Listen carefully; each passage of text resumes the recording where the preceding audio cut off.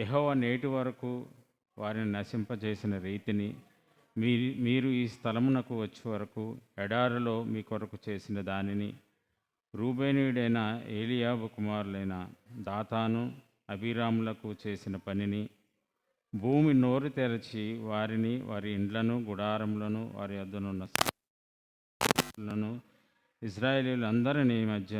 అందరి మధ్యను మింగివేసిన రీతిని చూడకయు ఎరుగకయును ఉన్న మీ కుమారులు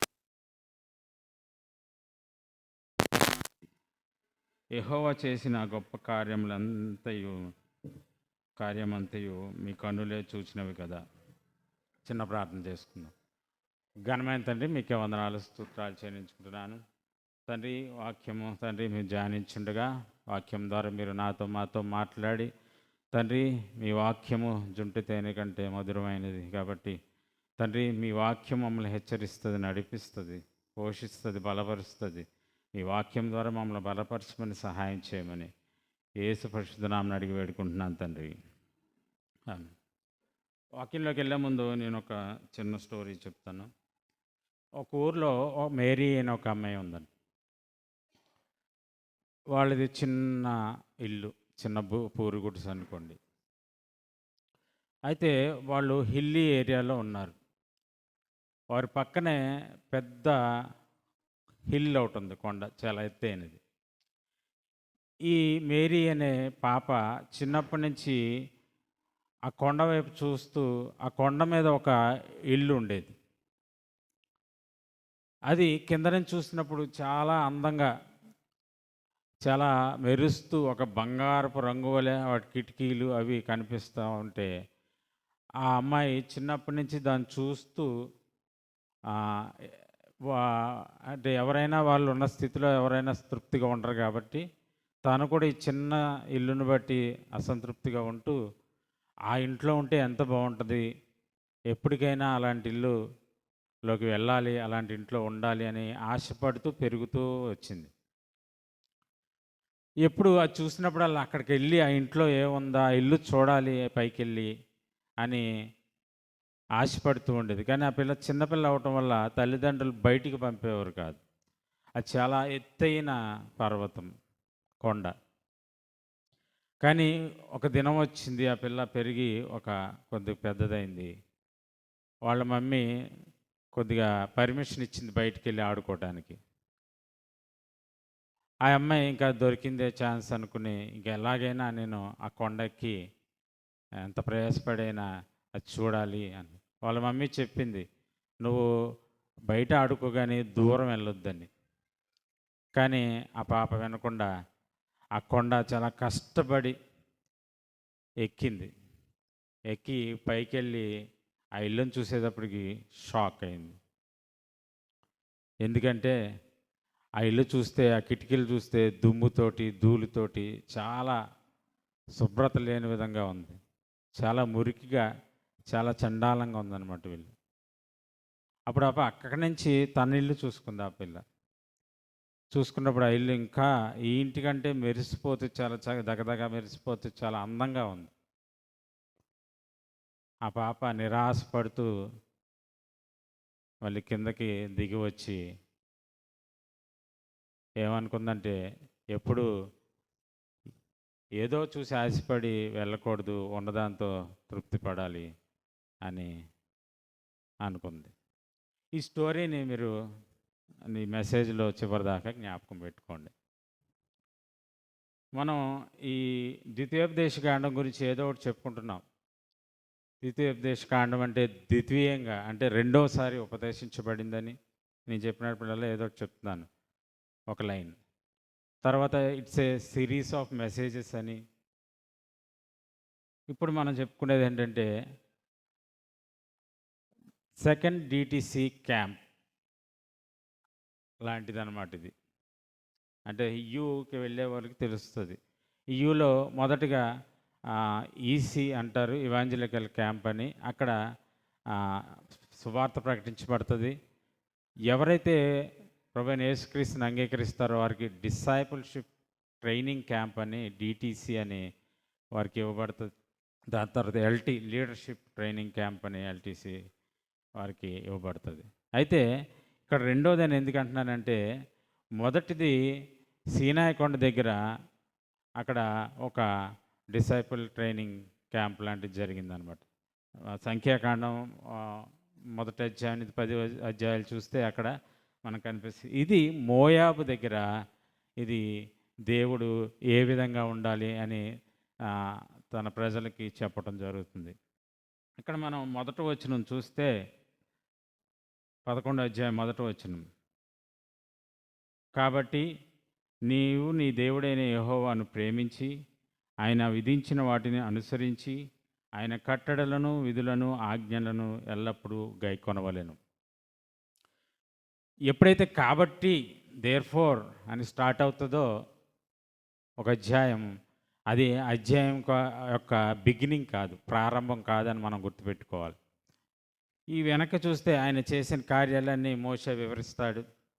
ఐగుప్తులో ఆయన చేసిన అద్భుత కార్యాలను వివరిస్తూ ఆయన ఏ విధంగా పోషిస్తూ వాళ్ళని నడిపించుకుంటూ వచ్చాడో అరణ్య మార్గం అవన్నీ తెలియజేస్తూ ఇక్కడ కాబట్టి అని మెన్షన్ చేయడం జరుగుతుంది. కాబట్టి దేవుడు ఒకటి కోరుకుంటున్నాడు మన దగ్గర నుంచి. అదేంటంటే మన ప్రేమని కోరుకుంటున్నాడు. మనం ఏమి ఇవ్వలేము ఆయనకి. ఆయన దేనికి కొదువు కాదు.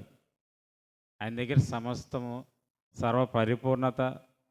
ఆయన స్వయంభవుడు, ఎవరి మీద ఆధారపడే దేవుడు కాదు. మనం అంటే లిమిటెడ్ పర్సన్స్, మనకంటే ఒక ఆధారం ఉండాలి. మనం గాలి మీద, తర్వాత వాతావరణం మీద, తర్వాత మంచినీళ్ళ మీద, వీటన్నిటి మీద ఆధారపడి ఉంటాము. కానీ దేవుడు ఎవరి మీద ఆధారపడాల్సిన అవసరం లేదు. ఏమీ అవసరం లేదు దేవునికి. ఆయన స్వయంభవుడు. కానీ మన దగ్గర నుంచి ఒకటి కావాలంట ఆయనకి. అదేంటంటే మన ప్రేమ. మనం 100 ఇవ్వచ్చు, కానుకలు ఇవ్వచ్చు, దశంభాగాలు ఇవ్వచ్చు, ఏదైనా బంగారం, తర్వాత వెండి, ఏదైనా ఇవ్వచ్చు. కానీ వాటిలో ప్రేమ లేకపోతే అవన్నీ వ్యర్థం. అవన్నీ ఎందుకు పనిచేయవు. కాబట్టి ప్రేమ అనేది చాలా ప్రాముఖ్యమైన విషయం అని ప్రభువైన యేసుక్రీస్తు మార్కు సువార్త 12వ అధ్యాయం 30-31 వచనాల్లో చెప్తారు. ఒక శాస్త్రి వచ్చి అడిగినప్పుడు, ఆజ్ఞలన్నింటిలో ప్రధానమైన ఆజ్ఞ ఏది అని అడిగినప్పుడు, నిన్ను నీ దేవుడైన యెహోవాను నీ పూర్ణ ఆత్మతోటి, బలముతోటి, మనస్సుతోటి, శక్తితోటి ప్రేమింపవలెను అని చెప్తాడు. అలాగే ప్రకటన గ్రంథంలో కూడా 2వ అధ్యాయం 4వ వచనంలో ఎఫెసీ సంఘంతో ఆయన మాట్లాడుతూ, నీకు మొదటి ఉండిన ప్రేమ నువ్వు వదిలేసావు. అంటే ప్రేమ విషయంలో ఆయన చాలా కన్సర్న్డ్గా ఉన్నాడు, చాలా పట్టించుకునే వ్యక్తిగా ఉన్నాడు ఆయన దేవుడు. కాబట్టి మనం ఆయన్ని ప్రేమించాలి అని ఆయన మనల్ని కోరుకుంటున్నాడు. తర్వాత చూసుకుంటే ప్రేమలో కొంతమంది ఏమనుకుంటారంటే, దేవుని ప్రేమిస్తున్నాం కాబట్టి మనం ఎలాగైనా జీవించవచ్చు అనుకుంటారు. అంటే రాయితీలు అలవాటు కదా మనకి, ఆజ్ఞల్లో కూడా రాయితీలు అనమాట. వేరే వాళ్ళకైతే కఠినంగా ఉంటాయి, కానీ మనం దేవుని ప్రేమిస్తున్నాం, దేవుని పని చేస్తున్నాం కదా, దేవుడు మనల్ని చూసి చూడనట్టు ఊరుకుంటాడులే. అది నిజమైన ప్రేమ కాదు. నిజమైన ప్రేమ ఎలా ఉంటుందంటే, ఆయన ఆజ్ఞలకి, ఆయన నియమాలకి, ఆయన శాసనాలకి వ్యతిరేకంగా ప్రవర్తించదు. అంటే ఉదాహరణకి ప్రేమ డంబముగా ప్రవర్తించదు, మత్సరపడదు. ఇవన్నీ వాక్యాలు ఏం చెప్తుంది అంటే మీరు ఆ విధంగా ఉండకూడదని చెప్తుంది. కాబట్టి నిజమైన ప్రేమ ఏంటంటే ఆ విధంగా ఉండదు అన్నమాట. అంటే దేవుని వాక్యానికి ఎదురు వెళ్ళదు, దేవుని వాక్యాన్ని అనుసరించి నడుస్తుంది నిజమైన ప్రేమ. అబద్ధపు ప్రేమ అయితే దానికి వ్యతిరేకంగా ఉంటుంది. దేవుని ఆజ్ఞలను లెక్క చేయదు, కేర్లెస్గా ఉంటుంది, పట్టించుకోదు. కాబట్టి ఇక్కడ దేవుడు ఏమన్నాడంటే, మనకి నిజమైన ప్రేమ, అబద్ధపు ప్రేమ కూడా ఉంటుంది. తర్వాత ఆయన విధించిన వాటిని అనుసరించి ఆయన కట్టడలను, విధులను, ఆజ్ఞలను ఎల్లప్పుడూ గైకొనవలెను. ఆయన ఆజ్ఞల గురించి వస్తే, the laws of God are the laws of our life. అంటే ఆయన మన జీవితాలు కట్టుకోవటానికి ఆయన ఆజ్ఞలు విధులు మనకి ఉపయోగపడతాయి. అవి లేకపోతే మన జీవితాలు కట్టబడవు, మన జీవితాలు కూలిపోతాయి అన్నమాట. కాబట్టి దేవుని ఆజ్ఞలు చాలా బలమైనవి, చాలా మనం ఇందాక కీర్తనలో చదువుకున్న రమ్యములు. అవి తేనె కంటే, జుంటి తేనె దారాల కంటే తీయననేది, మధురమైనది అని మనం తెలుసుకున్నాం. కాబట్టి దేవుడైన యెహోవా మనకి విధించిన విధులను ఆజ్ఞలను మనం ఎల్లప్పుడూ తూచా తప్పకుండా నెరవేర్చాలి అని మనం తెలుసుకోవాలి. కొంతమంది ఏమనుకుంటారంటే దేవుని ఆజ్ఞలు నన్ను రెస్ట్రిక్ట్ చేస్తున్నాయి, నాకు ఫ్రీడమ్ ఇవ్వట్లేదు. మనకి ఈ లోకంలో చూసుకుంటే చాలా ఫ్రీడమ్గా జీవిస్తూ ఉంటారు. సినిమాలు చూస్తారు, ఇష్టం వచ్చినట్టు తిరుగుతారు, సినిమా పాటలు వింటారు, అల్లరి చేష్టలు. వీటన్నిటిని రెస్ట్రిక్ట్ చేస్తుంది అని మనం అనుకుంటాం. అవి భారముగా ఉంటాయి. అప్పుడప్పుడు మనం బైబిల్ చదువుకోవటం, ప్రార్థన చేయటం మర్చిపోయి పడుకుంటూ పోయామనుకోండి, మళ్ళీ బైబిల్ చదవాలి కదా, ప్రార్థన చేసుకోవాలి కదా, అంటే రూల్గా, అంటే ఇష్టంగా కాకుండా. ఎవరికైనా చెప్పేటప్పుడు కూడా ఇంకా బోల్డ్ పనులు ఉన్నాయండి, వాకింగ్ చదువుకోవాలి, ప్రార్థన చేసుకోవాలి, ఇప్పుడప్పుడే అయ్యే విషయం కాదు. అంటే దేవుని ఉద్దేశం ఏంటంటే ఆయన ఆజ్ఞలను, లేకపోతే ఆయన దగ్గరికి వెళ్ళేటప్పుడు, వాక్యం చదివేటప్పుడు, ప్రార్థన చేసేటప్పుడు ఇష్టంగా చేయాలి అనేది దేవుడు కోరుకుంటున్నాడు.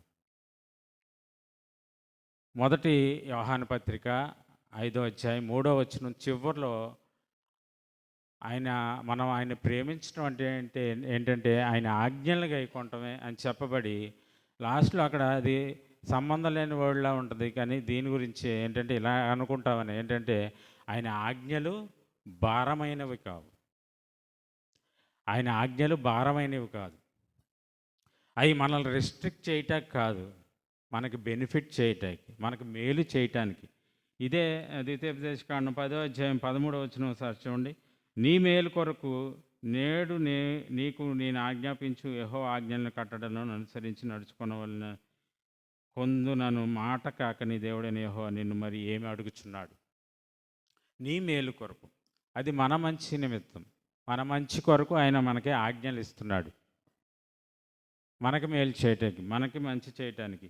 ఒకసారి యెషయా ఎవరైనా చదవండి. యెషయా 48వ అధ్యాయం 17-18 వచనాలు.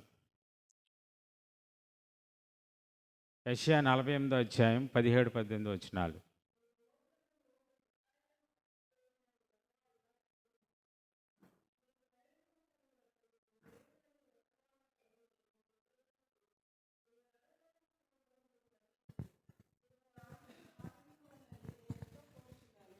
ఆలకించిన ఎడల నీ క్షేమము నది వలెను, నీ నీతి సముద్ర తరంగముల వలెను ఉండును. చాలు. ఇక్కడ మనం ఆయన ఆజ్ఞల్ని అనుసరిస్తే, పాటిస్తే ఏ విధంగా దేవుడు మనల్ని ఆశీర్వదిస్తాడు అనే విషయాన్ని మనం అక్కడ చూసాం. కాబట్టి ఆయన ఆజ్ఞలు మనకి భారమైనవి కాదు. ఆయన ఆజ్ఞలు ఇందాక మన కీర్తనలో చదువుకున్నట్టు అది జుంటె తేనె దారుల కంటే మధురమైనవి, తీయనివి. కాబట్టి మనం దేవుని ప్రేమించటం, తిరిగి మళ్ళీ దేవుడు మనల్ని ప్రేమించమంటాం, అంటే మన రెస్పాన్స్, మనం ఆయనకి విధేయులుగా ఉండటం, దేవుని ప్రేమించటం, ఇదంతా ఏంటంటే ఒక రిలేషన్షిప్ని బిల్డప్ చేస్తుంది. దేవునికి మధ్యలో ఉన్న మనకి మధ్యలో ఒక సంబంధాన్ని ఏర్పరుస్తుంది. అదే love relationship between God and us. దేవుని ప్రేమించటం, దేవుని ప్రేమ అంటే it's all about falling in love with him. ఒక ఆయన రాశాడు, ఒక భక్తుడు అనిల్ కుమార్ గారు అనుకుంటా, ప్రేమలో పడ్డాను అనే పాట రాశాడు. అది మనకి ఆయన హావభావాలను బట్టి, ఆయన పాడే విధానం బట్టి మనకేదో రాంగ్ అనిపిస్తుంది, కానీ అది చాలా అర్థం ఉంటుంది. ఒకసారి వినండి వెళ్ళిన తర్వాత, చాలా మీనింగ్ఫుల్గా ఉంటుంది. ప్రేమలో పడ్డాను, నేను ప్రేమలో పడ్డాను, నా యేసు ప్రభుని ప్రేమలో పడ్డాను. It's all about loving him. ఎప్పుడైతే మనం ఆయన్ని ప్రేమిస్తామో మన హృదయం ఆయనకి ఇస్తాం. ఎప్పుడైతే మనం హృదయం ఆయనకి ఇస్తామో మనం ఆయన వారం అయిపోతాం. ఎప్పుడైతే మనం ఆయన వారం అవుతామో ఆయన చెప్పిందల్లా చేయటానికి ఇష్టపడతాం, ఆయన వాక్యానుసారంగా జీవించడానికి ఇష్టపడతాం. కాబట్టి ఆయన మనల్ని ప్రేమిస్తున్నాడనే దానికి మరొక రుజువు ఏంటంటే, ఆయన మనల్ని ఇంకా ఇన్‌స్ట్రక్షన్స్ ఇస్తున్నాడు. మనల్ని ఇంకా ఇలా ఉండండి, అలా ఉండండి అని చెప్తున్నారంటే, అదే ఎవిడెన్స్ ఆయన మనల్ని ఇంకా ప్రేమిస్తున్నారు. మన గురించి కేర్ తీసుకుంటున్నారు, మనల్ని పట్టించుకుంటున్నారని. ఎందుకంటే మన పిల్లల్ని మనం పద్దాకా రిపీటెడ్‌గా కొన్ని సౌండ్స్ వినిపిస్తూ ఉంటాయి మా ఇంటి చుట్టుపక్కల. రిపీటెడ్‌గా పేరు పిలవటం, ఇలా ఉండు, ఏయ్ ఓ అనుకుంటా. ఏంటంటే అది ప్రేమ. మనం ఏదో ఇబ్బంది పెడతాకి గానీ, మన మీద అరవటానికి కాదు గానీ, ఇలా ఉండు, అలా ఉండు, ఎక్కడున్నావు, ఏం చేస్తున్నావు, ఇదంతా కేరింగ్. అదంతా ప్రేమలోంచే బయటకు వస్తది.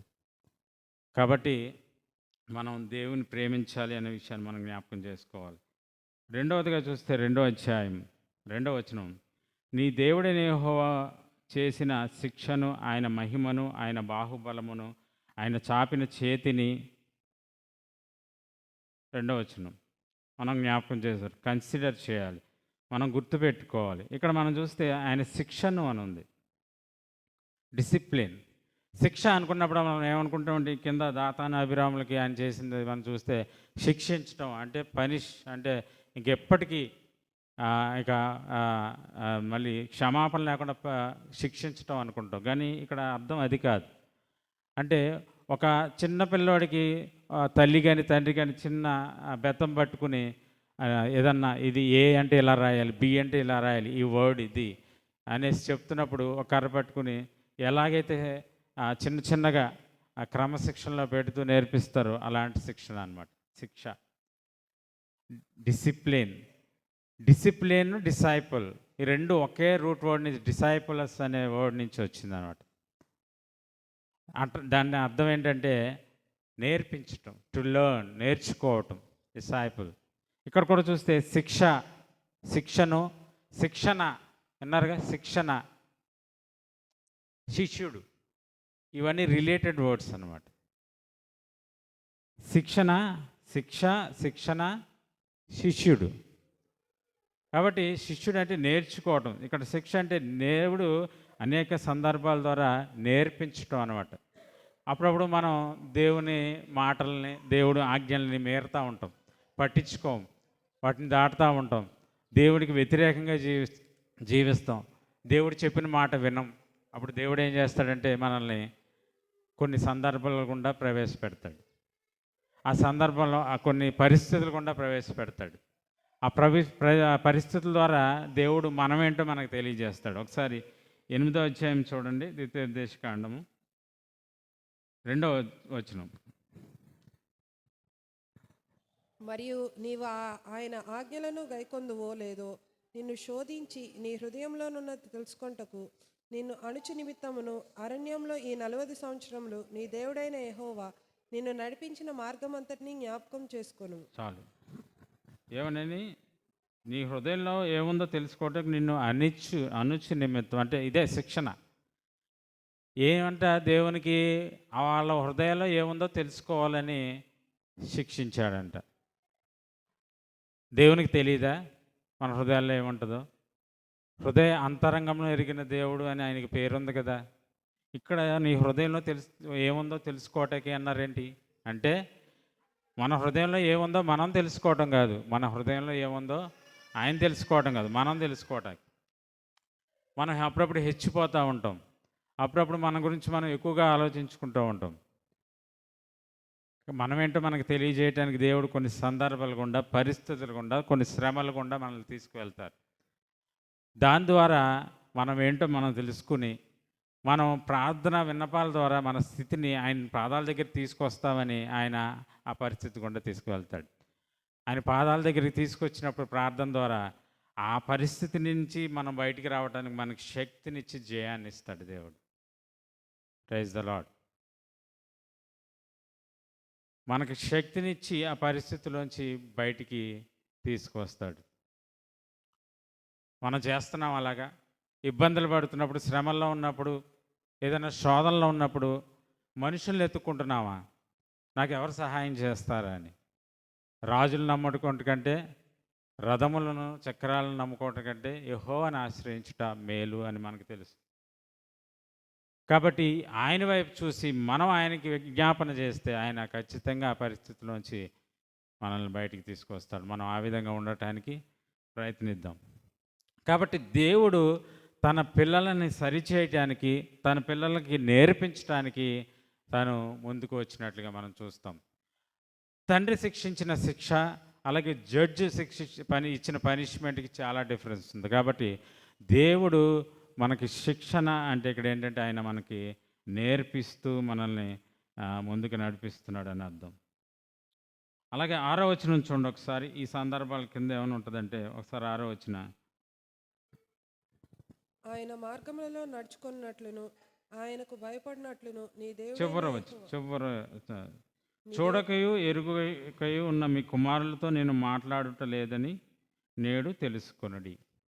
ఇక్కడ మోషే గారు ఏమన్నారంటే, అక్కడ పెద్దలు ఉన్నారు, చిన్నలు ఉన్నారు. మోషే గారు ఏమన్నారంటే, నేను మీ పిల్లలతో మాట్లాడతలేదయా, మీతో మాట్లాడుతున్నాను. అంటే అర్థం ఏంటి? ఇప్పుడు ఎప్పుడైతే ఈ పైన ఉన్న సంఘటనలు ఐగుప్తులోంచి ఆ ఫరోకు చేసిన విషయం, ఎర్ర సముద్రాన్ని పాయలు చేసింది, ఇవన్నీ జరుగుతున్నప్పుడు ఇప్పుడు ఇక్కడ ఎవరైతే పెద్దవాళ్ళుగా నుంచుని ఉన్నారో వాళ్ళకి పిల్లలు ఉన్నారో వాళ్ళు చిన్నపిల్లలు. అప్పుడు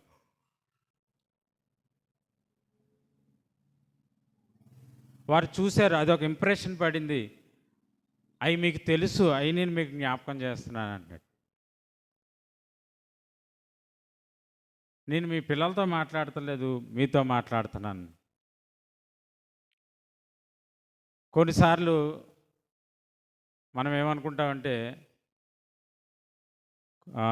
దేవుని వాక్యం కానీ దేవుని ఆ మాటలు కానీ మనం వింటున్నప్పుడు మనం ఏమనుకుంటామంటే ఇది ఆయన ఉంటే బాగుండేది. ఎప్పుడన్నా పేరెంటింగ్ గురించి చెప్పారనుకో, అంటే పిల్లలు ఎలా ఉండాలి, ఇలా ఉండాలి, ఎలా ఉండాలి, తల్లిదండ్రుల మాట వినాలి, శ్రద్ధగా ఉండాలి, చదువుకోవాలి, పెద్దలను గౌరవించాలి అని చెప్తున్నప్పుడు మా అబ్బాయి ఉంటే బాగుండు, వాళ్ళ అబ్బాయి ఉంటే బాగుండు, కొద్దిగా అటు ఇటు తిరుగుతున్నాడు, మా తల్లిదండ్రుల మాట వింటలేదు. కానీ ఇక్కడ ఏమంటున్నారంటే మోషే గారు, నేను మీ పిల్లలతో మాట్లాడతలేదు, మీతో మాట్లాడుతున్నాను. ఇది మీ job, it's your job to tell to your children. మీ పిల్లలకి చెప్పడానికి ఇది మీ జాబ్, మీరు చెప్పాలి మీ పిల్లలకి. ఇక్కడ 19వ వచనంలో కూడా చూడండి ఒకసారి. 11వ అధ్యాయం 19లో మనం చూస్తాం, ఇది మనకు తెలుసు. 6వ అధ్యాయం 4 నుంచి 9లో కూడా ఉంటుంది. నువ్వు ఇంట కూర్చున్నప్పుడు, త్రోవను నడిచినప్పుడు, పండుకున్నప్పుడు, లేచినప్పుడు వాటిని గురించి మాట్లాడుచు వాటిని మీ పిల్లలకు నేర్పి నీ ఇంట ద్వారం బంధకముల మీద, వాటి గౌనుల మీద వాటిని రాయవలెను. ఈ సందర్భం అంతా ఉంటుంది. అది మన డ్యూటీ, మనం మన పిల్లలకి నేర్పుకోవాలి. కూర్చున్నప్పుడు, లేచినప్పుడు, పడుకున్నప్పుడు దేవుని అనుభవాలు, దేవుడు మన జీవితంలో చేసిన వాటిని అన్నిటినీ వాళ్ళ పిల్లలకి. ఎందుకంటే మన జీవితంలో, మన యంగ్ స్టేజ్లో మనకు ఉద్యోగం వచ్చినప్పుడు, మన పెళ్లి కాకముందు, పెళ్ళి అయిన కొత్తలో ఏమేమి జరిగినా వాళ్ళకి తెలియదు. దేవుడు చేసిన కార్యాలను పిల్లలకి చెప్పుకోవాలి. గాస్పల్ కూడా అంతే. గాస్పల్ చెప్తున్నప్పుడు మనకి అన్యులు చాలామంది ఫ్రెండ్స్ ఉంటారు. ఏమనుకుంటామంటే, ఆ ఫ్రెండ్ వచ్చి ఉంటే బాగుండేది, పాస్టర్ గారు భలే వాక్యం చెప్పారు, దెబ్బకు మారిపోయాడు ఈ వాక్యం వింటే. దేవుడు నీకు చెప్తున్నాడు, నిన్ను వాడుకుంటాడు నువ్వు ఆయనకి చెప్పడానికి అని ఎందుకు అనుకోవట్లేదు? చాలా సందర్భాల్లో నేను కూడా మొన్న ఈ మధ్య గాస్పల్ ఎక్కువగా చెప్పాను. ఎవరో అన్సేవ్డ్ పర్సన్ ఎవరో కనిపించలేదు నాకు ఆ రోజు. అప్పుడు నేను ఏమనుకున్నానంటే, ఏంటి ఇలా చెప్పాను, అందరికీ తెలుసు కదా సువార్త అని. కానీ నాకే బోధ చేసిందండి ఈ వాక్యం ధ్యానిస్తున్నప్పుడు. మనం అలా అనుకుంటానికి వీల్లేదు. మనకే చెప్తున్నాడు, మనల్ని దేవుడు సాధనాలుగా వాడుకుంటాడు వాళ్ళకి చెప్పడానికి అనే విషయాన్ని మనం జ్ఞాపకం చేసుకోవాలి. కాబట్టి 2వ వచనంలో దేవుడు ఆయన శిక్షను, అదేవిధంగా ఆయన మీతో మాట్లాడుతున్నాను కానీ మీ పిల్లలతో మాట్లాడలేదు అంటే మనకి ఇచ్చిన బాధ్యత, మనం దాన్ని చేయవలసిన వారమై ఉన్నాం. ఇక్కడ తర్వాత ఈ 6వ వచనం చూద్దాం. 6వ వచనం ఒకసారి చదవండమ్మా. రూబేనీయుడైన ఎలియాబు కుమారులైన దాతాను అభిరాములకు చేసిన పనిని, భూమి నోరు తెరిచి వారిని, వారి ఇండ్లను, గుడారములను, వారి యొద్దనున్న సమస్త జీవరాశులను ఇశ్రాయేలీలందరి మధ్యను మృంగివేసిన రీతిని చూడకయు ఎరగకయునున్న మీ కుమారులతో నేను మాట్లాడట్లేదని నేడు తెలుసుకొనుడి. చాలు. ఇక్కడ దాతాను అభిరాములకు చేసిన దానిని అక్కడ ఏమైంది? ఇది ఎక్కడ జరిగిందంటే ఒకసారి చూడండి, సంఖ్యాకాండము 16వ అధ్యాయంలో జరిగింది. అక్కడ ఏం జరిగిందంటే కోరాహు ఒక గ్రూపుని తయారు చేశాడు, దేవునికి వ్యతిరేకంగా లేచాడు. దేవుని చాయిస్ అంటే దేవుని ఎన్నికకు వ్యతిరేకంగా లేచాడు. యాక్చువల్గా దేవునికి వ్యతిరేకంగా లేవలేదు, ఇక్కడ మోషేకి అహరోనికి వ్యతిరేకంగా లేచాడు. ఇక్కడ మీరు చూస్తే ఇది మోషే అహరోనులకు విరోధంగా పోగుబడి, మీతో మాకిక పని లేదు, ఈ సర్వ సమాజంలోని ప్రతి వాడును పరిశుద్ధుడే, యెహోవా మా మధ్యన ఉన్నాడు, మా దగ్గర కూడా ఉన్నాడు. అంటే ఇక్కడ మోషేకి అహరోనికి దేవుడు నియమించిన దైవజనులకు ఎదురుగా వీళ్ళు రెబెలియన్ వ్యతిరేకించారు. దేవుని చాయిస్ అంటే దేవుడి ఎన్నిక, దేవుడు వీరిద్దరిని ఎన్నుకుంటే వారికి వ్యతిరేకంగా లేవటం దేవునికి వ్యతిరేకంగా లేవటమే. Rebellion against choice of God is rebellion against God. దేవునికి వ్యతిరేకంగా లేవటమే, దేవుని వ్యతిరేకించటమే. దైవజనులు వీళ్ళు ఉన్నారేంటి, వీళ్ళు ఇచ్చేస్తున్నారేంటి, వాళ్ళు ఏం చేస్తున్నారంటే దేవుని దైవజనుల మాట వినకుండా వ్యతిరేకంగా ఎవరైతే లేస్తారో ఒకటి గుర్తుపెట్టుకోవాలి, ఏంటంటే వారు దేవునికి వ్యతిరేకంగా లేస్తున్నారని మనం జ్ఞాపకం చేసుకోవాలి. అసలు వీళ్ళు ఎందుకు ఈ పొజిషన్కి వచ్చారు? అప్పుడు దాకా మంచివారే. మనకి ఈ కోరా గురించి చూస్తే చాలా గనుడు అని చెప్పబడింది బైబిల్లో, ఉన్నవారిలో చాలా ప్రావీణ్యుడు అని చెప్పబడింది. ఇంత ఉన్నతమైన వ్యక్తి ఎందుకు ఇలాగ ఈ పరిస్థితికి వచ్చాడు? ఎందుకు దేవుడు ఎన్నిక చేసిన ఆ దైవజనులకు వ్యతిరేకంగా వెళ్ళాలి అనుకున్నాడు అంటే ద రూట్ కాజ్ ఏంటంటే జెలసీ, ఎన్వి. రూట్ కాజ్ ఏంటంటే జెలసీ అన్నమాట, మత్సరము, అసూయ. ఈ పాఠ్యభాగం నుంచి ఎన్నో పాఠాలు దేవుడు మనకు నేర్పుతున్నాడు. సామెతలు 27:4 ఏమైనా ఉంటుందంటే రోషం ఎదుట jealousy, who can stand before jealousy. అక్కడ రోషం అని తర్జుమా చేశారు, కానీ నెగిటివ్ సెన్స్లో ఉంది, అది మీరు గమనించాలి. ఎందుకంటే పైన ఉన్నంత నెగిటివ్ సెన్స్, అది పాజిటివ్ కాదు. మన దేవుడు రోషం కలిగిన దేవుడు, పాజిటివ్ సెన్స్. ఇక్కడ రోషం అంటే జెలసీ, అసూయ. అలాగే సామెతలు 14:30 ఏమనుందంటే అది చాలా ప్రమాదకరమైనది, అది నీ ఎముకలకు కుళ్ళు, నిన్ను పాడు చేస్తుంది. ఇక్కడ కోరాహ ఏం చేశాడంటే ఒక 250 మందిని పోగు చేశాడు. పోగు చేసి దేవుని యొక్క ప్రజలను డివైడ్ చేయటానికి, వాళ్ళలో ఒక ఐక్యతను చెడగొడటానికి ప్రయత్నించాడు. ఎప్పుడైతే వాళ్ళు దేవుని ప్రజల్లో ఐక్యత చెడగొట్టడానికి ప్రయత్నించారో దేవుడు భూమిని విడదీసి డివైడ్ చేసి వారిని అందులో నశింపజేశాడు. మత్తయి సువార్త 19:6 ఏమనుంటుందంటే దేవుడు జతపరిచిన వారిని మనుషులు వేరు చేయకూడదు. 1 కొరింథీ 3:17 ఏమని ఉంటుందంటే సంఘమును ఎవరైతే విడదీస్తారో, ఎవరైతే సంఘంలో భేదం పుట్టిస్తారో వారికి శ్రమ. చాలా చాలా డేంజరస్ అన్నమాట. మత్తయి సువార్త 5:9 ప్రకారం సమాధాన పరచువారు ధన్యులు, వారు దేవుని కుమారులు అనబడతారు. ఎప్పుడు మనం పుల్లలేసే వాళ్ళం ఉండకూడదు. మన భాషలో వాళ్ళకి వీళ్ళకి మధ్యలో అది అప్పుడప్పుడు మనకు తెలియకుండానే వేస్తూ ఉంటాం. డైరెక్ట్గా వేసినా ఇండైరెక్ట్గా వేసినా ఇక్కడ కాన్సిక్వెన్స్ చూసేవారుగా కోరాహు, దాతాను, అభిరామ్ ఏమయ్యారు? దేవుడు తన సంఘంలో చిచ్చులు పెడతాం కానీ, తన సంఘంలో ఏదన్నా గాసిప్లు క్యారీ ఆన్ చేయటం కానీ, ఈ సహోదరుడి గురించి ఆ సహోదరుడి గురించి ఏదో ఒకటి చెప్పి వాళ్ళల్లో ఇండిపెండెంట్గా ఇండివిజువల్గా కూడా వాళ్ళ మనసులో కలతలు నేర్పిన, దేవుని సంబంధమైన విశ్వాసంలో వారు తగ్గేటట్టు చేసినా సరే దేవుడు ఊరుకోడు. 1 కొరింథీ 10:10-11 ఏమైనా ఉంటుందంటే ఇవన్నీ దృష్టాంతములుగా మనకున్నాయంటే, వారికి జరిగినవి మనకి దృష్టాంతములుగా ఉన్నాయి, ఎగ్జాంపుల్స్ అనమాట. దేవుడు ఏ విషయంలో ఎంత సీరియస్గా ఉంటాడు అంటే సంఘములో విడదీయటానికి చేసే ప్రతి ప్రయత్నంలో దేవుడు చాలా సీరియస్గా ఉంటాడని మనం అర్థం చేసుకోవాలి. కాబట్టి మనం అలాంటి అంటారు పుల్లల వేసే విషయం మనం మానేసి, గాసిప్స్ మానేసి, మనం ఒకరినొకరు మంచిగా చెప్పుకోవటం, వాళ్ళలో ఉన్న బెనిఫిట్స్ లేకపోతే పాజిటివ్ థింగ్స్ని మనం పైకి తీసుకొస్తూ మనం ఆ విధంగా ఉండాలి. ఆ విధంగా ఒకరినొకరు బలపరుచుకుంటూ మనం ముందుకు వెళ్ళాలని ఈ వాక్యం హెచ్చరిస్తుంది. కాబట్టి ఇక్కడ కోరాహు ఏం చేస్తున్నాడంటే, వాళ్ళు ఉన్న సమాజంలో ప్రామినెంట్గా ఉండాలని, ఒక పేరు పొందిన వ్యక్తిగా ఉండాలని ప్రయత్నిస్తున్నాడు. ఈ ప్రమాదం ఇప్పుడు సంఘాల్లో కూడా ఉంది. నాకు అది కావాలి, నాకు ఈ పోస్ట్ కావాలి, నేను ఆ పోస్ట్లో ఉండాలి. సంఘము దేవుని శరీరంగా చెప్పబడింది. దేవుని శరీరము, ఆయన ప్రభువైన యేసుక్రీస్తు శిరస్సుగా ఉన్నాడు, సంఘము ఆయన శరీరముగా ఉన్నది. సంఘం శరీరంలో, దేవుని శరీరంలో, సంఘములో ప్రతి అవయవానికి ఒక పని ఉంటుంది. అవన్నీ ఒకే పని నిమిత్తం పనిచేస్తాయి అనే విషయాన్ని మనం జ్ఞాపకం చేసుకోవాలి. అపోస్తలుడైన పౌలు ఇది తీయండి. 1 కొరింథీయులకు రాసిన పత్రిక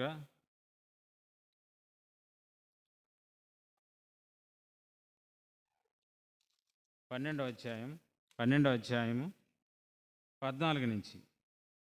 శరీరం ఒక్కటే అవయవంగా ఉండక అనేకమైన అవయవములుగా ఉన్నది. నేను చెయ్యి కాను గనక శరీరంలోని దానను కానని పాదము చెప్పినంత మాత్రమున శరీరంలోనిది కాకపోలేదు.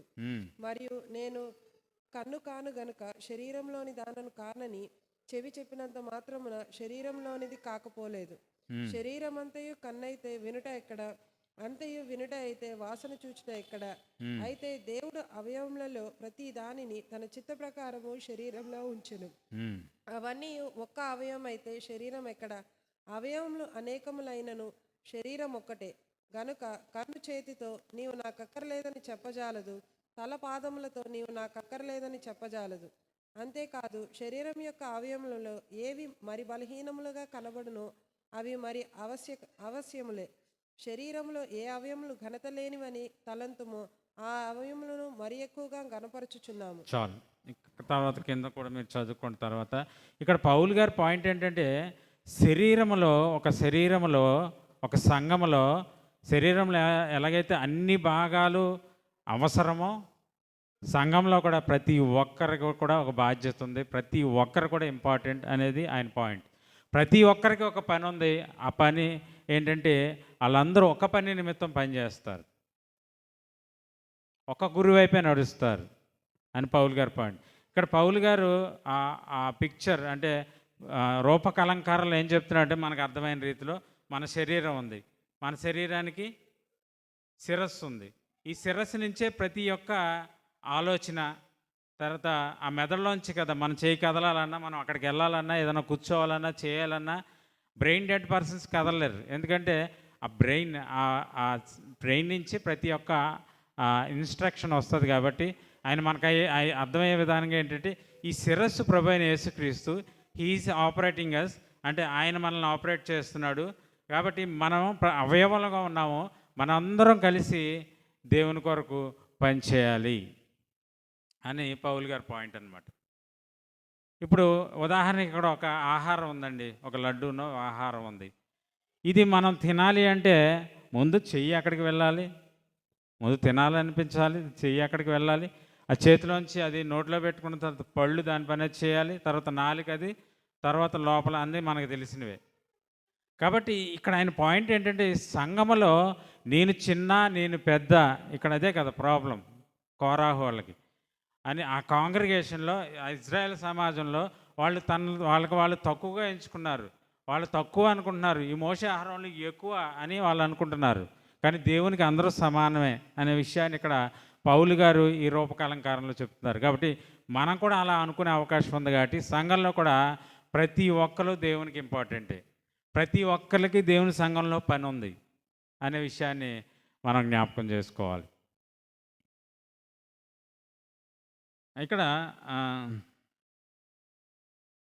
ఇక్కడ సంఖ్యాకాండంలో ఒకసారి చూడండి, 9వ వచనంలో 9వ వచనం చదవండి ఒకసారి. 16:9 మోషే పిలుస్తున్నాడు వాళ్ళని. పిలిచి మీరు చదువుతుండండి, నేను దాని సారం చెప్తాను. ఆయన ఏమంటున్నాడంటే కోరాహు, మీరు దేవుడు మీకు ఇచ్చిన ఈ రోల్ అంటే ఈ టాస్క్ లేకపోతే ఈ పని చిన్నదిగా ఉందా నీ కళ్ళకి? లేవీలు అంటే దేవుడు ఏర్పరచుకున్నవాళ్ళు, దేవుని పని నిమిత్తం వచ్చినవారు. పైగా నువ్వు కహతీయుడు, ఈ యొక్క కోరాహు. కహతీయులు ఏంటంటే లేవి కుమారులు గెర్షోము, కహాతు, తర్వాత మెరారి. వీళ్ళు కహతీయులు ఏంటంటే మందిరంలో పనిచేస్తారు, మిగతా వాళ్ళు బయట పనిచేస్తారు అన్నమాట. చాలా ప్రాముఖ్యమైన పని. అంతేకాదు, ఆయన ఏమంటాడంటే మోషే కోరాహుని, దేవుడు నీకు ఈ విలువైన పని, నీకు ఇచ్చిన పని నీకు చిన్నదిగా ఉందా? చాలామంది ఏమనుకుంటారంటే బాడీలో బయటికి కనిపించేవి అవి చాలా ప్రాముఖ్యమైన అనుకుంటారు.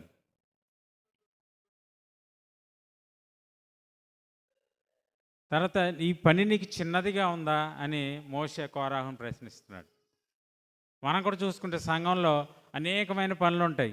ఫర్ ఎగ్జాంపుల్, హాల్ ఊడ్చే పని, లేకపోతే చైర్లు వేసే పని, లేకపోతే కుకింగ్, లేకపోతే ఏదన్నా మినిస్ట్రీ సర్వీస్, లేకపోతే ఏదైనా సరే అది దేవుడిచ్చింది అని మనం అనుకోవాలి. దేవుడు ఈ పని ఏది చేసినా, ఇంక్లూడింగ్ ఇక్కడ బోధ చేసినా, వర్షిప్ చేసినా, పాటలు పాడినా, దేవుని దృష్టికి పనులన్నీ ఒకటే అనే విషయాన్ని మనం జ్ఞాపకం చేసుకోవాలి. దేవుడు ఈ పనులని మనకి ఇచ్చాడు అంటే ఆయన ఈ పనులన్నింటినీ సమానంగా చూస్తున్నాడు. ఒక విధంగా చెప్తే ఈ పనులే సుఖం, మేలు. ఎందుకంటున్నారు?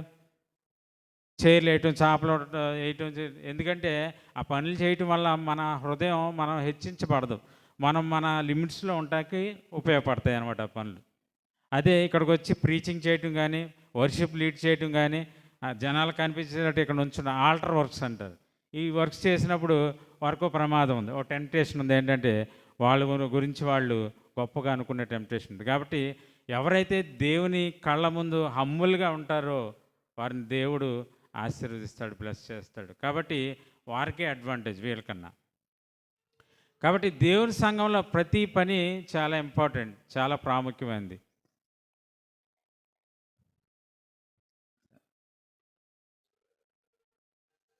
దేవుని సంఘంలో ఒకవేళ కొంతమంది ఏమనుకుంటారు, వారికి ఎక్స్పోజర్ కావాలనుకుంటారు. మేము 10 మంది చేత చూడబడాలి, రికగ్నైజ్ చేయబడాలి అనుకుంటారు.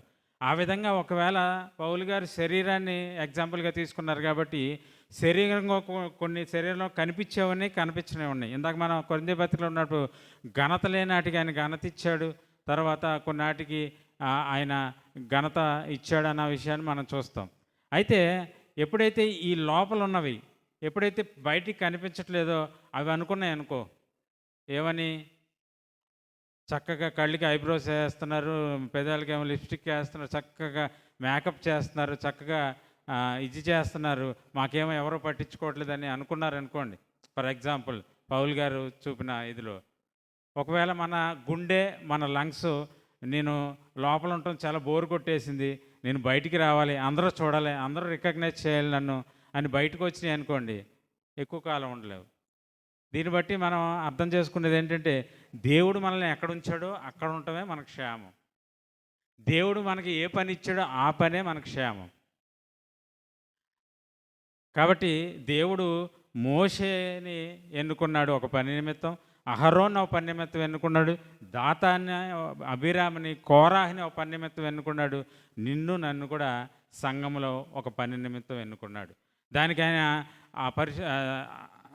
వరాలు, ఆత్మీయ వరాలు ఇచ్చి బలపరుస్తూ మన స్ట్రెంథన్ చేస్తూ మనకి ఆ పనులు చేయటానికి శక్తిని ఆయన అనుగ్రహిస్తున్నాడు.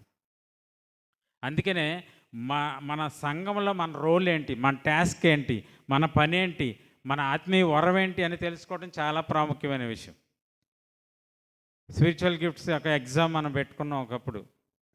అది తెలియపోతే ఏముంటుందంటే వీళ్ళకలాగే ప్రమాదంలో పడతాం. ఏమవుతుందంటే ఫర్ ఎగ్జాంపుల్ మన రోల్ ఏంటో మనకు తెలియలేదనుకోండి, మన పని ఏంటో సంఘంలో మనకు తెలియలేదనుకోండి, మన గిఫ్ట్ ఏంటో మనకు తెలియలేదనుకోండి, అప్పుడు ఎదుటి వారిని చూసి అలా ఉంటే బాగుండు, వాళ్ళు చేసినట్టు మనం చేయలేకపోతున్నామే, అయ్యో అని బాధపడుతూ వాళ్ళని ఇమిటేట్ చేయడం స్టార్ట్ చేస్తాం అన్నమాట. మన పని చేయలేనప్పుడు ఏం చేస్తాం, మనకు ఖాళీగా ఉన్నప్పుడు ఇతరులను చూసి ఆలకలా ఉంటాకి ఇమిటేట్ చేయడానికి ప్రయత్నిస్తాం. అలా చేసినప్పుడు ఏమవుతుందంటే it will be a breeding place for covetousness, envy, jealousy. కాబట్టి అది ఏమవుతుందంటే అది మన హృదయంలో ఈ పుట్టడానికి, అది అసూయ పుట్టడానికి, ద్వేషం పుట్టడానికి, ఈ ధనాపేక్ష పుట్టడానికి కారణమవుతాయి. వీళ్ళకలాగా నశించిపోతాం అన్నమాట. కాబట్టి దేవుని సంఘంలో ప్రతి ఒక్కరికి ఒక పని ఉంది. దేవుడు అందరినీ ఒకలాగా చూస్తాడు. దేవుడు అందరికీ ఈక్వల్ ఆపర్చునిటీస్ ఇస్తాడు. దేవుడు అందరినీ ప్రేమిస్తున్నాడు అనే విషయాన్ని మనం జ్ఞాపకం చేసుకోవాలి. కాబట్టి ఇక్కడ కోరాహు ఈ పార్టీ, ఈ గ్రూప్ ఏం చేశారంటే అది రియలైజ్ అవటం మర్చిపోయారు. దేవుడు దేవుడు వాళ్ళకి ఏదైతే ఆ దేవుడు నియమించాడో ఆ మోషేని, అహరోన్ని, అది వాళ్ళు దేవుని అపాయింట్మెంట్ అది అని వారు మర్చిపోయారు. దేవుడు అపాయింట్ చేస్తాడు తన సంఘంలో, ఎస్పెషల్లీ తన సంఘంలో దేవుడు, God is the boss, he's the head అనే విషయాన్ని మర్చిపోకూడదు మనం. కొన్నిసార్లు మనం ఏమనుకుంటామంటే ఈ పర్సన్కి ట్రెజరర్ ఇచ్చారేంటండి, ఈ పర్సన్కి డీకన్ ఇచ్చారేంటి, ఈ పర్సన్కి వాక్యం ఇచ్చారేంటి, మనం అనుకుంటాం మన ఆలోచనలో, మన ఆ పర్సన్గా బట్టి మనకున్న అంచనాన్ని బట్టి. కానీ మనం జ్ఞాపకం చేసుకోవాల్సింది ఏంటంటే we're not dealing with the human boss. మనం ఈ లోకపరమైన, ఎందుకంటే వారిలో కొన్ని వీక్నెసెస్ ఉంటాయి, కొన్ని ఇర్రెగ్యులారిటీస్ ఉంటాయి, కానీ we're dealing with God, almighty God అనే విషయాన్ని మనం జ్ఞాపకం చేసుకోవాలి. ఆయన ఏర్పరుస్తాడు, తీసివేస్తాడు, ఆయన ప్రమోషన్ ఇస్తాడు, ఆయన రిమోట్ చేస్తాడు, అది ఆయన ఇష్టం, ఆయన ఏమైనా చేస్తాడు,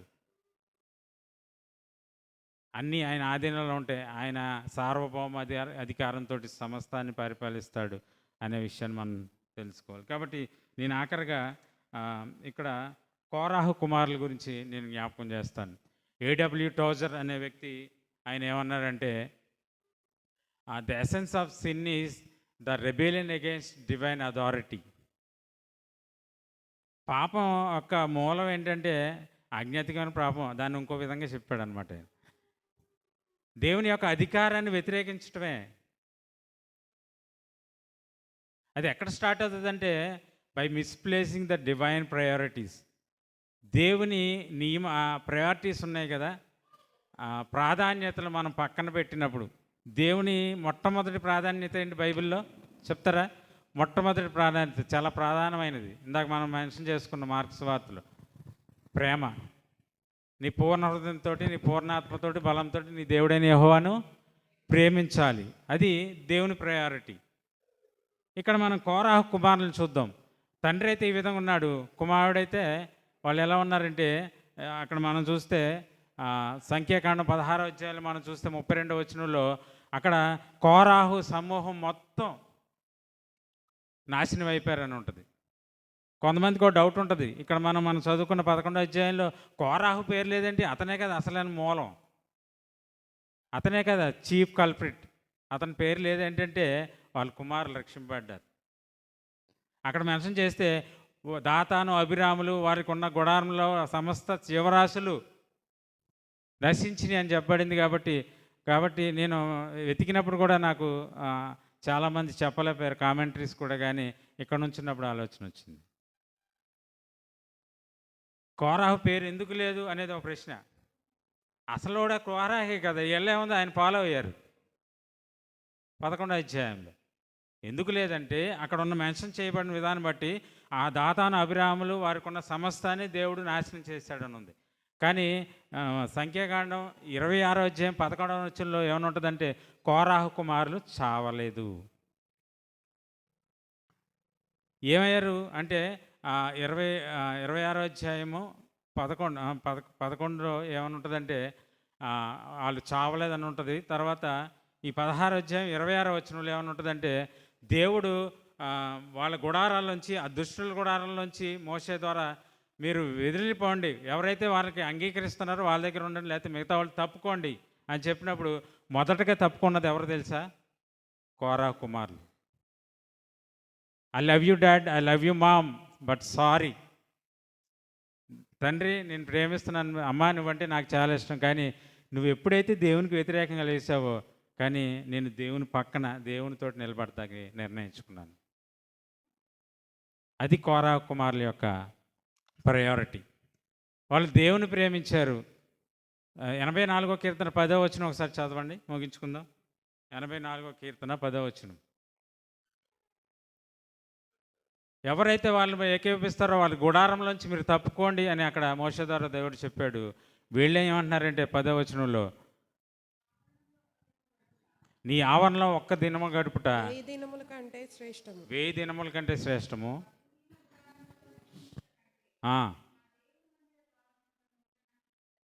చాలు.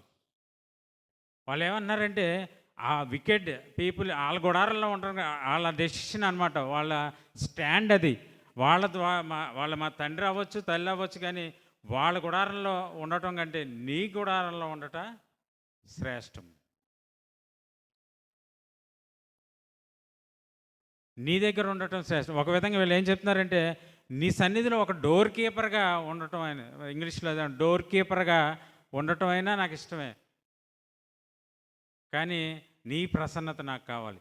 ఎప్పుడైతే నీ ప్రసన్నత నా మీద ఉంటుందో, నీ సన్నిధి నాతో ఉంటుందో, నేను సంతృప్తిగా ఉంటున్నాను. తండ్రి కోరాహేమో పొజిషన్ గురించి ఆయన ఆరాటపడ్డాడు, కుమారులేమో దేవుని సన్నిధి కోసం ఆరాటపడ్డారు. ఈ కోరా కుమారులే రాసిన 42వ కీర్తనలో, దుప్పి నీటి వాగుల కొరకు ఆశపడినట్టు నా ప్రాణం నీ కొరకు ఆశపడుచున్నది దేవా. The priority we give to the Lord is loving Him. మనం ఆయన ప్రేమించడం ద్వారా మన యొక్క ప్రేమను వ్యక్తపరుస్తాం. ఆయన ఆజ్ఞలను గైకొనటం ద్వారా మన యొక్క ప్రేమను వ్యక్తపరుస్తాం. ఇక్కడ కోరాహు కుమారులు ఏ విధంగా అయితే, కాబట్టి ఇక్కడ మనం చూస్తే మనం అర్థం చేసుకోవాల్సిన విషయం ఏంటంటే, దేవుని సంఘంలో ప్రతి ఒక్క వ్యక్తి, జాగ్రత్తగా ఉండండి, ప్రతి ఒక్క వ్యక్తి ఇంపార్టెంట్. అలాగే దేవుడిచ్చిన ప్రతి పొజిషన్, వర్క్ కూడా వాల్యుబుల్, చాలా విలువైనది అని మనం తెలుసుకోవాలి ఈ వాక్య భాగం ద్వారా. ప్రతి వ్యక్తి ఇంపార్టెంటే, ప్రతి పని విలువైనదే దేవుని సన్నిధిలో. మనకి ఈ కరోనా టైంలో మనకి అర్థమైంది విషయం. 5 మినిట్స్లో ముగిస్తాను. కరోనా టైంలో ఒక విషయం అర్థమైంది, నాకైతే అర్థమైంది, మీకైతే తెలియదు. కానీ ఏంటంటే, మనం వీళ్ళ శానిటరీ వర్కర్స్ ఉంటారు కదా, రోడ్లు ఊడ్చేవాళ్ళు, చెత్త ఎత్తేవాళ్ళు, వాళ్ళు మనం నోటీస్ చేయాలి. అప్పుడు దాకా కరోనా టైంలో ఏమైందంటే, అందరూ ఇళ్లలో ఉన్నారు, అన్నీ మూసేసుకున్నారు, ఫ్యాక్టరీస్ అన్నీ మూసేసుకున్నాయి. కానీ మనం బతకటం, మన యొక్క నిత్యావసర వస్తువులు పడేయటం ఇవన్నీ ఉంటాయి కదా రోడ్ల మీద కానీ చెత్త కుండీల్లో కానీ, ఇవి మానలేదు కదా. వాళ్ళు ఒక్కరోజు రెస్ట్ కూడా తీసుకోలేదు. వాళ్ళ వాల్యూ అంటే తెలిసింది. ఒక సిటీ నడపబడాలంటే ఒక హైజీనిక్గా, ఒక ప్రాపర్ వేలో మనం అనుకుంటే ఏంటంటే, కలెక్టర్లు, తర్వాత మినిస్టర్లు, తర్వాత ఆఫీసర్లు, తర్వాత వీళ్ళ వల్లే జరుగుతుంది అనుకుంటాం. కానీ వీళ్ళు కూడా చాలా ప్రాముఖ్యమైన రోల్ ఉందని మనం జ్ఞాపకం చేసుకోవాలి. కాబట్టి ఆఖరిగా ఒకసారి దీని చివరి వచనం ఏమనుంది, 7వ వచనం, 11:7 మనం తీసుకున్న పాఠ్యభాగంలో. మీ కన్నులే చూచినవి కదా, ఆయన చేసిన ఉపకారములు మీ కన్నులే చూసినవి కదా అన్నాడు. పైన ఉన్న కార్యాలన్నీ. నేను ఒక ప్రశ్న వేస్తున్నాను ఈరోజు సంఘంలో. గత సంవత్సరం అంతా ఆయన చేసిన కార్యాలు మీ కన్నులే, నా కన్నులే చూసినాయి కదా. దానికి మన సమాధానం ఏంటి? మనం ఏ విధంగా ఆయనకి గ్రాటిట్యూడ్ కలిగి ఉంటున్నాము, కృతజ్ఞత కలిగి ఉంటున్నాము? ఆయన మన అన్ని విషయాల్లో చాలా ప్రథమంగా ఆయన మన ఎళ్ళ చేసిన మేలు ఏంటంటే, మనకు ఆయన ఇచ్చిన రక్షణ. మనం పాపంలో చచ్చిన స్థితిలో ఉన్నప్పుడు, మనం అంధకారంలో ఉన్నప్పుడు, పాపం అనే బంధకాల చేత కట్టబడి ఉన్నప్పుడు, ప్రభువైన యేసుక్రీస్తు తన ప్రాణాన్ని ఇచ్చి, తన రక్తాన్ని చిందించి, మనల్ని ఆ కట్టుల నుంచి తెంపి మనల్ని ఫ్రీడమ్ ఇచ్చిన దేవుని మనం జ్ఞాపకం చేసుకోకూడదా? మనల్ని రక్షణ ఇచ్చి మనం ఆ దేవుని ఉగ్రత నుంచి తప్పించిన ఆ ప్రభువైన యేసుక్రీస్తు చేసిన త్యాగాన్ని మనం జ్ఞాపకం చేసుకోకూడదా? ఆయన మన జీవితాల్లో చేసిన ఎన్నో మేళ్ళు, ఎన్నో ప్రమాదాల నుంచి తప్పించాడు. అనేక సందర్భాల్లో మనల్ని లేవనెత్తాడు. కృంగిన సమయంలో మనకి ఆదరణ ఇచ్చి మనల్ని నడిపించారు, మనల్ని పోషించాడు, మనల్ని రక్షించాడు, సంరక్షించాడు, మనల్ని నడిపిస్తున్నాడు. ఆ దేవుణ్ణి మనం జ్ఞాపకం చేసుకోవద్దా? ఇవన్నీ మీ కన్నులే చూసినాయి కదా, నా కన్నులే చూసినాయి కదా. గత సంవత్సరాలంతా ఆయన మన జీవితాల్లో, మన కుటుంబంలో, మన పిల్లల జీవితాల్లో ఆయన చేసిన కార్యాలు, ఇదే మన సాక్ష్యం. చాలామంది ఏమనుకుంటారంటే ఇదివరకు రోజుల్లో ఎవరో ఏదో బిల్డింగ్ పడిపోయింది ఆ కింద నేనున్నాను, ఆ సాక్ష్యాలు చెప్తూ ఉంటారు ఎవరైనా రక్షించడానికి. వాటికంటే ముందు నీ జీవితంలో నీ దేవుడు చేసిన కార్యాలని, అదే నీ సాక్ష్యం. నువ్వెంత వ్యర్థమైన వాడిగా ఉన్నప్పుడు, నీ తలంపులు ఎంత రక్షింపడకముందు ఎంత చెడు తలంపులతో ఉన్నావా, ఇప్పుడు ఎలా ఉన్నావో ఒకసారి చూసుకో. దేవుడు చేసిన మేలు కనిపిస్తుంది. ఫస్ట్ నీ సాక్ష్యం చెప్పు. వీటిలో మనకి first hand experience, second hand experience అని ఉంటుంది. ఎప్పుడైతే ఇక్కడ మనం దేవుని యొక్క ప్రసన్నతని, ఆయన కాపుదలని, మనం ఆయన యొక్క ఆజ్ఞల ఆ మాధుర్యాన్ని మనం అనుభవిస్తూ ఆయన సన్నిధిని మనం అనుభవిస్తామో అది ఫస్ట్ హ్యాండ్ ఎక్స్పీరియన్స్ అంటారు. సెకండ్ హ్యాండ్ ఎక్స్పీరియన్స్ అంటే ఏంటంటే ఎవరి ద్వారా మనం రక్షింపడే ఆ తొలి దినాల్లో మనం వారి జీవితాల్లో చేసింది మనం వింటామో అది మనకి సెకండ్ హ్యాండ్ ఎక్స్పీరియన్స్ అవుతుంది. కానీ అలా మనం ఊరుకుంటానికి వీల్లేదు. మనం దాని మీద బిల్డప్ అవుతూ దేవుని చేయి పట్టుకుని ఆయనకి దగ్గరగా జీవిస్తూ ఆయన్ని హత్తుకుని మనం కూడా ఫస్ట్ హ్యాండ్ ఎక్స్పీరియన్స్ మనం పొందుకోవాలి. మొదటి యోహానులో ఏమంటాడు, మేము ఏదైతే చూసామో, ఏదైతే విన్నామో, ఏదైతే కన్నామో వాటినే మీకు చెప్తున్నాము, వాటినే ప్రచురపరుస్తున్నాం అంటాడు. నిన్న నేడు రేపు ఏకరీతిగా ఉన్న దేవుడు, సజీవుడైన దేవుడిని ఇప్పుడు కూడా మనం ఆ యొక్క అనుభూతిని పొందగలం. వాళ్ళు డైరెక్ట్గా చూసినా అదే అనుభూతి మనం ఇప్పుడు పొందుతున్నాం కూడా. కాబట్టి ఎవరైతే మన సువార్త ద్వారా, కాబట్టి మనం ఈ సువార్తని, పేతురు అంటాడు ఆయన మెజెస్టీని మేము ప్రచురం చేస్తున్నాం, మేమేదో స్టోరీస్ చెప్పట్లేదు, కానీ ఆయన ఏమై ఉన్నాడో అది మేము కళ్ళారా చూసిన విషయాలే మేము చెప్తున్నాం అంటాడు పేతురు.